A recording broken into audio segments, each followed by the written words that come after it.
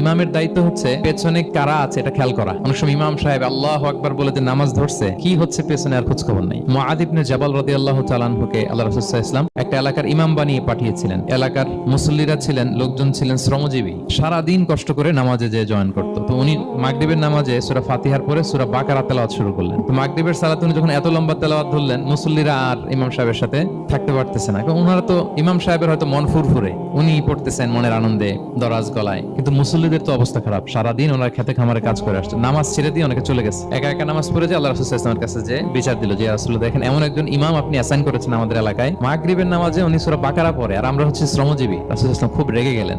Muadh ইবনে জাবালকে ডেকে বললেন, তুমি কি সমাজে ফিতনা ছড়াচ্ছ? তুমি জানো না এরা কারা? তোমার কি সূরা ওয়াদ-দুহা ওয়াল-লাইলি ইযা সাজা মুখস্থ নাই? তোমার কি ওয়াশ-শামসি ওয়া-দুহাহা এটা মুখস্থ নাই? তোমার কি সাব্বিহ ইসমা রাব্বিকাল আ'লা এই সূরাগুলো তোমার জানা নাই? উনি বললেন জানা আছে। তো এগুলো রেখে দিয়ে মাগরিবের নামাজে কেন সূরা বাকারা ধরলা? আল্লাহর হাবিব সাল্লাল্লাহু আলাইহি ওয়াসাল্লাম কিন্তু